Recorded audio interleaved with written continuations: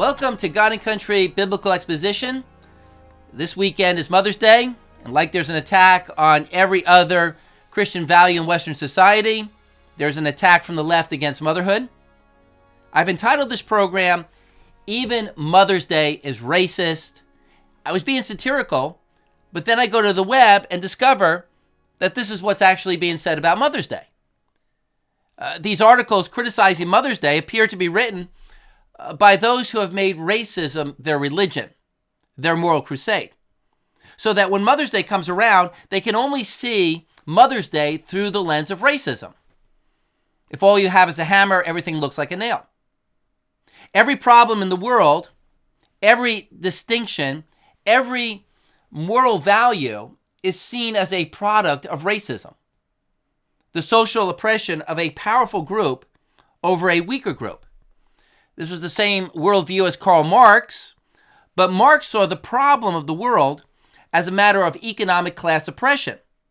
The feminists see the problem of the world as male patriarchy, and the social justice warriors of today see the problem as a matter of prejudice over the color of one's skin.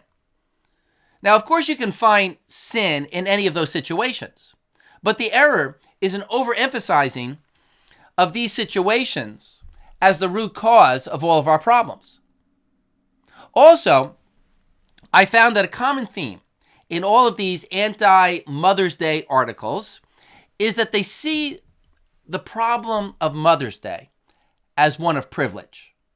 I don't have what you have, so that's unfair, that's racist, and what you have must also be bad. It's the jealousy of Cain against Abel, the jealousy of Ishmael against Isaac, the jealousy of Joseph's brothers against Joseph, the jealousy of the Sanhedrin against Christ. It's 2 Timothy chapter 3, verse 3, the haters of the good. If I can't have it, you can't have it either.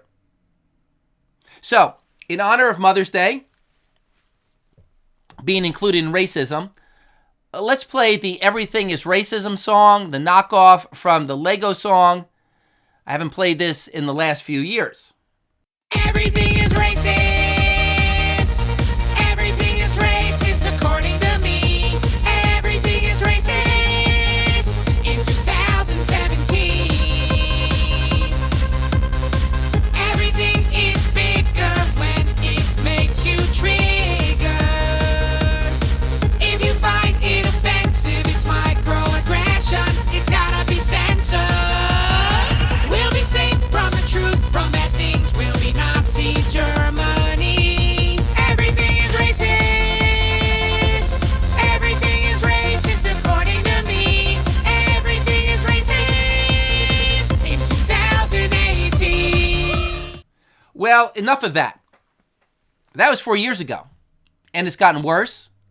Now we have to add another label.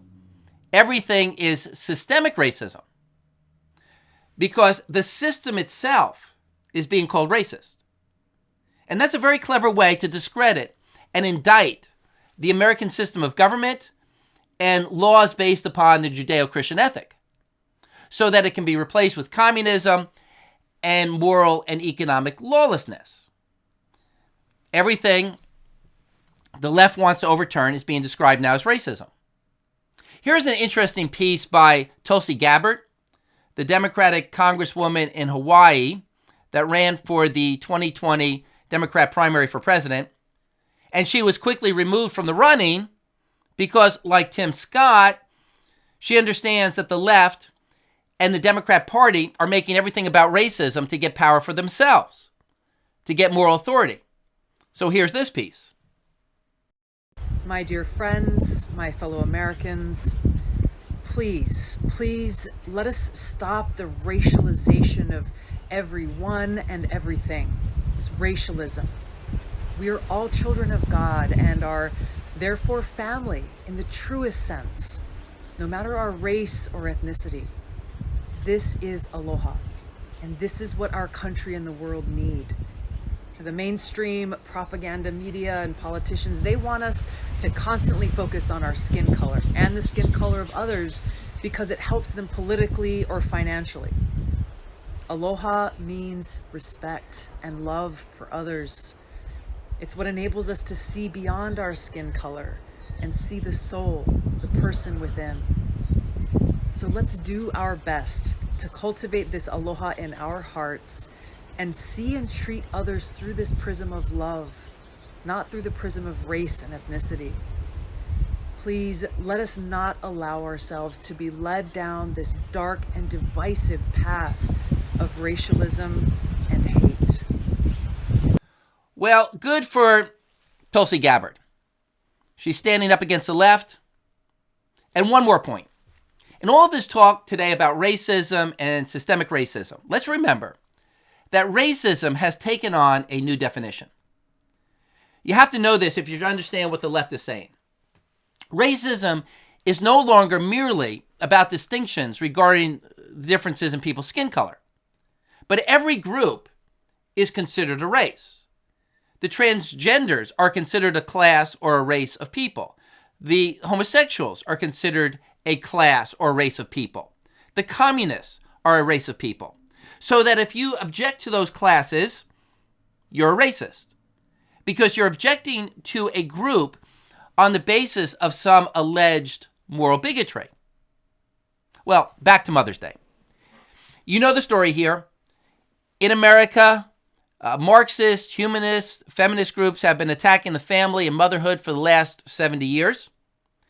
The BLM organization stated on its website, on its We Believe page, that the purpose of BLM is to disrupt or rather change the nuclear family. Quote, "We disrupt the Western prescribed nuclear family structure requirement by supporting each other as extended families and villages that collectively care for one another, especially our children." And the ideology here is to replace the family with it takes a village or some sort of government socialism, or to redefine the family as LGBTQ. Well, of course, this is what they believe because the founders of BLM are lesbians and they openly state that they are training Marxists. There's a unity in leftist ideology and policy and intersectionality, as they call it, where the same people who are for abortion are also for LGBTQ and for gay marriage and for socialism and for racial divisions and for replacing the traditional family. Why does this all come in one package? Because when people replace God's law with human autonomy, every Christian value collapses. And you get paganism on steroids. In the words of Dostoevsky, without God, anything is permissible. Back in September, before the election, the BLM organization removed from their website the We Believe page because their statements against the family and for Marxism and for homosexuality were discrediting them from or with the older generation of African Americans. So they covered up what they believe. And this is what unprincipled, ungodly people will do. They will lie and cover up their anti-God views until they gain power or until popularity. But providentially, BLM exposed their ideology. But imagine if they never posted what they truly believed. Those Christians who know what's really going on would still know that they were homosexuals, that they were Marxists who wanted to destroy the family. But the naive, especially naive evangelicals, would be saying, don't be so judgmental, they're good people, it's not that bad, they're just trying to stop racial prejudice. And those of us who would be saying, don't you realize that there is a hidden agenda to overturn Christianity, we would be called naive conspiracy theorists, that we just make up things against people. Well, the Bible has a lot to say about the naive being taken in by evil. Romans chapter 16, verse 18, which has come to mind quite often. By their smooth and flattering speech, they deceive the hearts of the unsuspecting. So don't be naive. Understand that these leftist groups operate on the foundation of radical satanic false teaching.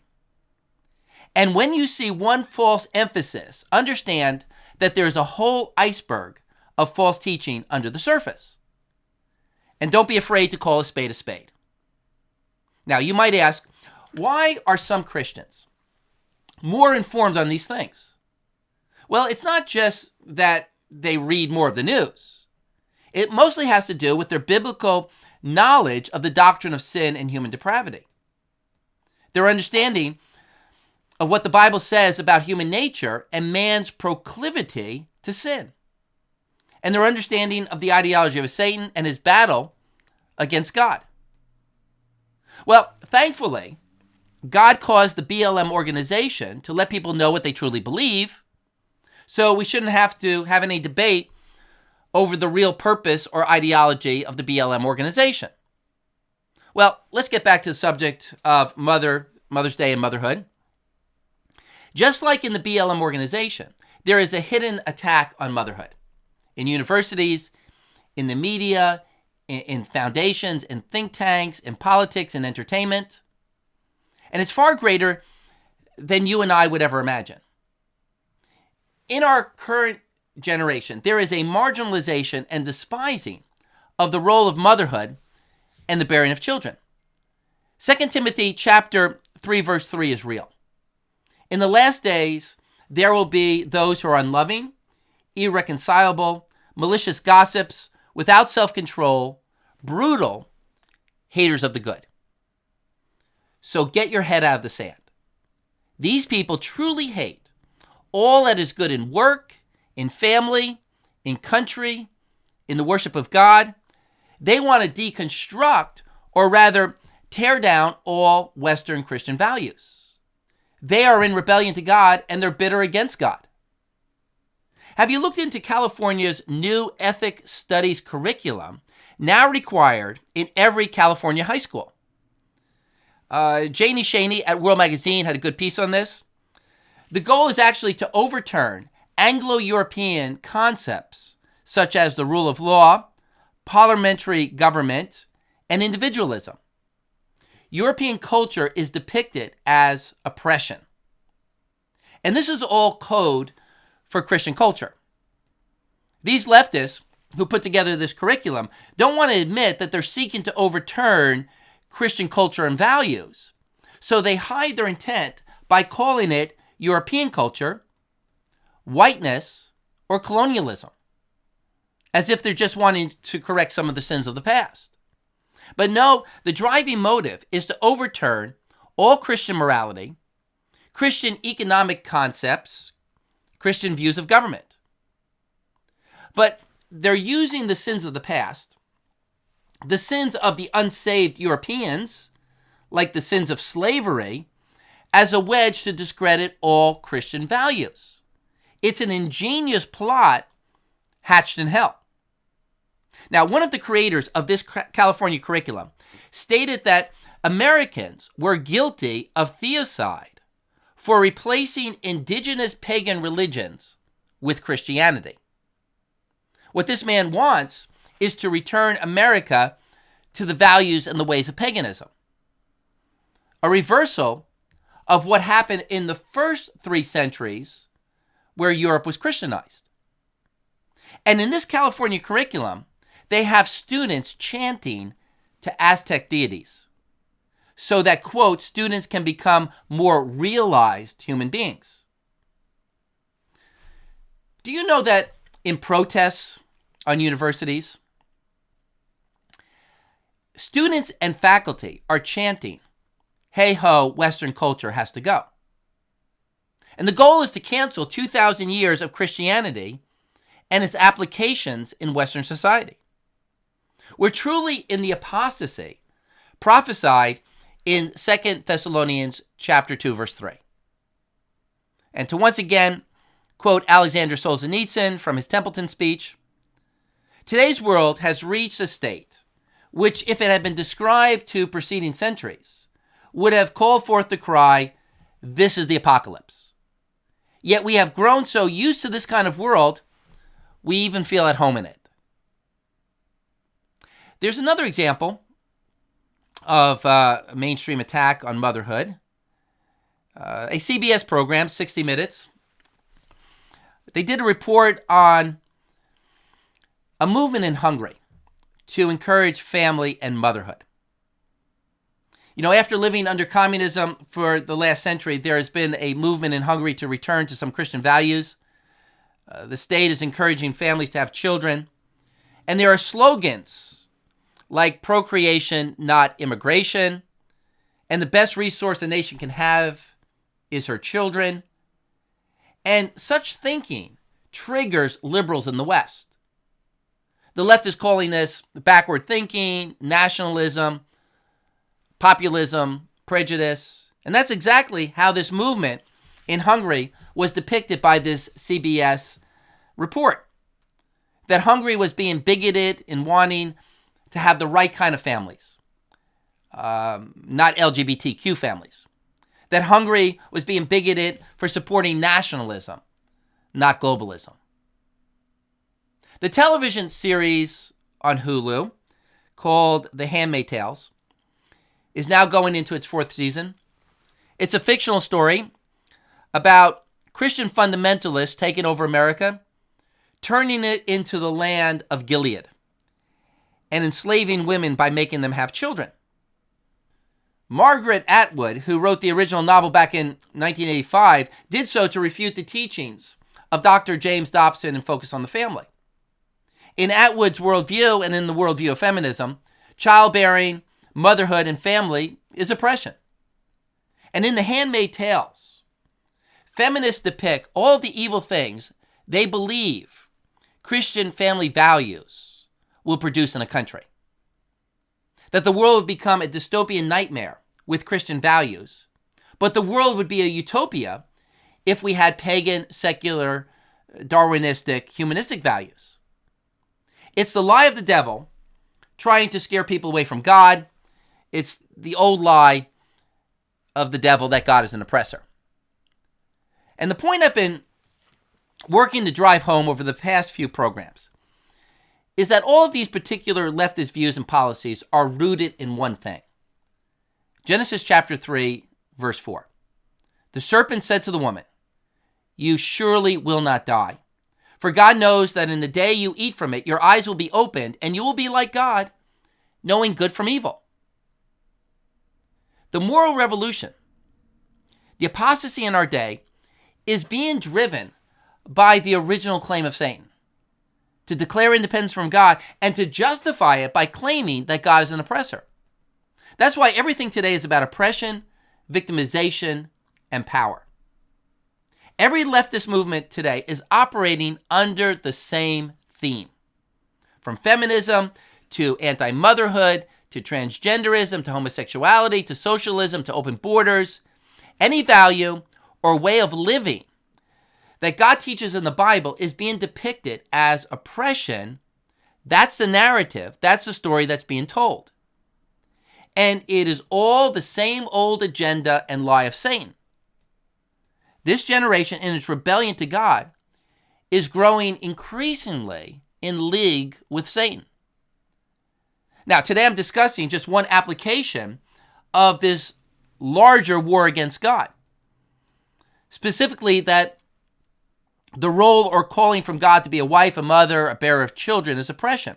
But understand that the same lie of you are being oppressed is used in every issue. Because Satan really only has one tool in his toolbox of lies. And that's this claim of oppression. Call it unfairness, inequality, injustice, call it racism, call it homophobia, transphobia, male patriarchy. It's all the same argument at its core. In order for Satan to get people to follow him and to worship him, he has to get people to believe that God's good gifts are oppression. He has to make them unthankful, bitter, resentful. Rather than rejoicing in all of the good gifts and the callings of God, Satan wants people to be grumblers, fault finders, following after their own lusts. That's Jude 16. This was Satan's method in the garden, and it hasn't changed. It's the only lie he has, and it works well. Now he's changed the language and the terms, but it's really the same lie. And given mankind's fallen human nature, our disposition gravitates toward this lie. And it takes a real miracle of God to break the lie. And of course we know the real truth, that Satan is the oppressor. As Jesus said, the thief comes to kill, to steal, and to destroy. And then Jesus said, I have come that you might have life, and life more abundantly. Satan's own character and agenda, he's projecting upon God. And the left is doing the same thing today. They are actually the oppressors, but they're accusing God of oppression. Because they are of their father, the devil, and they want to do the desires of their father. John chapter 8.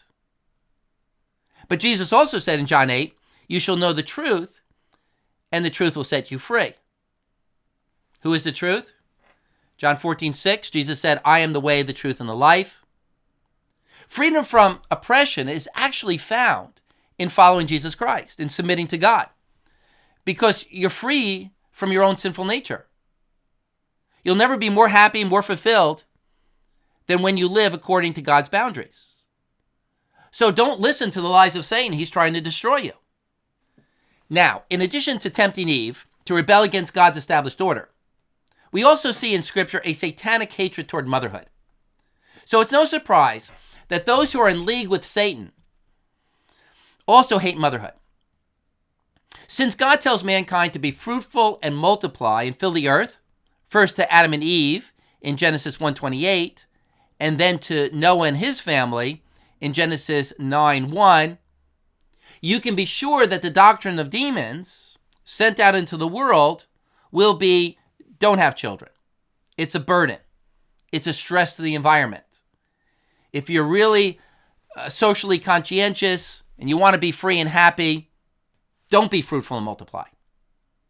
And since the Apostle Paul wrote in the New Testament in 1 Timothy 5:14, therefore I want younger women to get married, to bear children, to keep house, we can be sure that the pagan secularist will find some intellectual justification to criticize that and to say the direct opposite.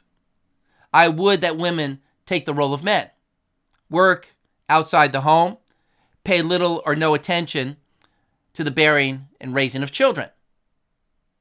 So why does Satan hate motherhood? Well, probably because Satan hates those hairless bipeds who are made in the image of God. Yes, he wants to take them all to hell because misery enjoys company, but some might slip through his hands, make it to heaven, and glorify God for all eternity. I mean, it's not as if those in hell will be worshiping Satan, so I'm sure Satan would rather have none in hell if there's also none in heaven. So he'd rather kill all mankind if he could only get permission from God to do that. We see this animosity toward procreation in Genesis 3:15, where God pronounces a curse upon Satan, that there would be an enmity between the woman and Satan and between the woman's child and Satan, Genesis 3:15, and I will put enmity between you and the woman, and between your seed and her seed. He shall bruise you on the head, and you shall bruise him on the heel. Now, God didn't cause the enmity, but the woman's God-given role in childbearing would result in Satan being particularly hateful toward the woman and her descendant. The Hebrew word seed is this word for descendant. And it can be either singular or plural, descendant or descendants, depending on the context. In Galatians 3:16, the Apostle Paul makes the point that the promise to Abraham was to his seed, singular, not plural. Galatians 3:16, now the promises were spoken to Abraham and to his seed. God does not say, and to seeds, as referring to many, but rather to one, and to your seed, that is Christ. And the one particular descendant of the woman who Satan would hate and try to destroy would be that one seed of the woman, the Lord Jesus Christ. Through procreation, God would become incarnate and save the human race. This seed of the woman shall crush the head of the serpent, Satan. Satan's demise would come through the woman's calling to bear children. And this is probably what's meant in 1 Timothy 2:15. But women will be preserved or saved through the bearing of children if they continue in faith and love and sanctity with self-restraint. Childbearing is redemptive in that sense. Through childbearing, Christ came into the world. And whenever we follow God's calling on our life, it becomes redemptive. Specifically in motherhood, it is a part in drawing women closer to God. Now, in Revelation 12, we read an allegorical story that again describes the animosity Satan has toward motherhood. There's a great sign in heaven. There's a woman in labor. A red dragon stands over the child, wanting to devour this child as soon as he's born. The dragon is unsuccessful. The dragon is thrown down to the earth and goes off to make war with the rest of her offspring. Now, this story contains multiple applications. When Mary gave birth to Jesus, Satan attempted to kill a child through King Herod. A clear example of Satan's attack on motherhood and children. The woman also represents true Israel and the church, the people of God, who brought forth Jesus. And Satan going after the rest of the offspring is Satan going after Christ's brothers and sisters, those who are in Christ. But in general, Revelation 12 is really Satan's hatred toward the entire human race and procreation. The angelic race, both good angels and fallen angels, cannot reproduce. Mankind has been given a very special gift from God in our ability to create more souls right out of our own bodies. And Satan must hate this. I mean, he hated when Adam and Eve were created, and now they keep procreating more image bearers of God. And so he has to constantly work to snuff out the image of God in them and to destroy them. Giving birth is called procreation because it's a continuation of the miracle in Genesis chapter 1. And what a privilege we have to create family, souls, people who can live with God for all eternity. This gift should be considered a high privilege and calling. But Satan has convinced modern women that this is not a privilege, that this is not a blessing to seek after, but this is a burden. It's no coincidence that in communist countries and secular Western countries, they want women in the workforce, like the men. They promote abortion. They discourage reproduction and population growth. And in all of these countries, birth rates are below replacement levels. Satan and his followers push the culture of death, and foolish people believe it. The greatest calling and blessing for women is not to work in some office shuffling papers, creating ad campaigns or financial statements that in a few weeks nobody's even going to care about. It's a big waste of time. And yet it's all being sold as the highest priority, in part due to the fact that these leftist feminists are materialists who prioritize money. California even has a new feminist law that requires corporate boards to have a certain number of women. They want to use the force of law to require that women do the same thing that men do, as if being on a corporate board is some sort of special privilege. They make these laws because in their worldview, the corporate job has a greater fulfillment than other callings, especially motherhood. Notice that they didn't pass a law requiring women to work on oil rigs or clean out septic tanks, which are also perfectly good callings from God. But humanists have convinced this generation of women that they should do what men do, as if that's where the status is. That's where you'll find meaning and fulfillment. But anyone who gives it an hour's worth of thought knows it's a lie. Women have a special privilege and calling men don't have. But most women go along with the system, and they end their life with nothing more than a bunch of pay stubs, and Satan laughs. When a culture departs from God, one of the first things to go is motherhood. 150 years ago in America, 6 to 9 children in a household was common. And not only was it common, it was socially approved and rewarded. Now the average household is 1 to 2 children. Now, secular sociologists explain this decline as merely a function of economics. As if years ago, people were only having children to help on the farm, but children today are not an economic necessity, but a burden. Or they say that the reason for less children today is because women are going off to college and they get started later. There's an opinion piece in the New York Times entitled "The End of Babies," as if it's a good thing. Quote, declining fertility typically accompanies the spread of economic development. And it is not necessarily a bad thing.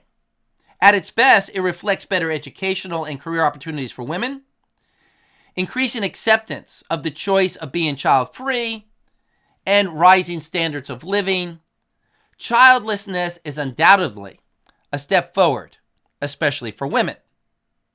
Unquote. Then the piece goes on to explain that the reason for childlessness in our modern era is not really economic. Because in Western cultures, there is plenty of wealth. There's plenty of childcare, plenty of subsidies for children, but people are still not having children.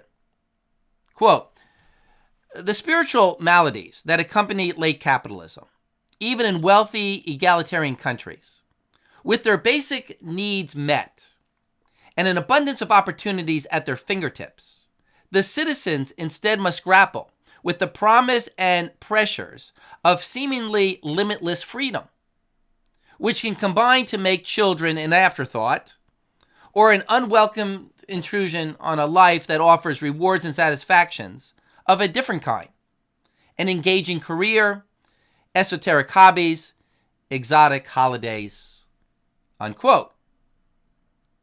Well, because secularism has been teaching that those other things, careers, hobbies, holidays, are a greater reward than childbearing, people aren't having children.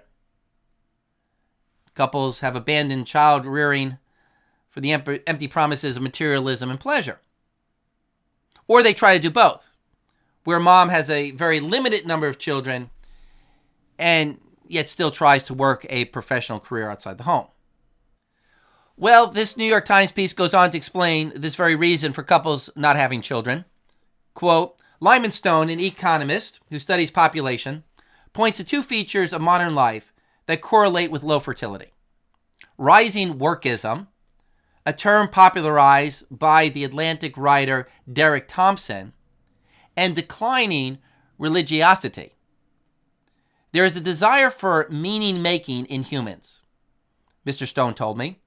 Without religion, one way people seek external validation is through work, which when it becomes a dominant cultural value is inherently fertility reducing.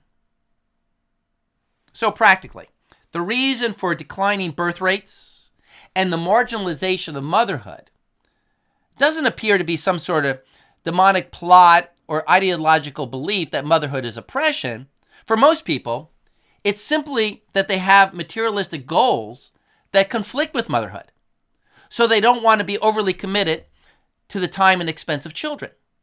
Their values are not Psalm 127:3, behold, children are a gift of the Lord, and the fruit of the womb is a reward.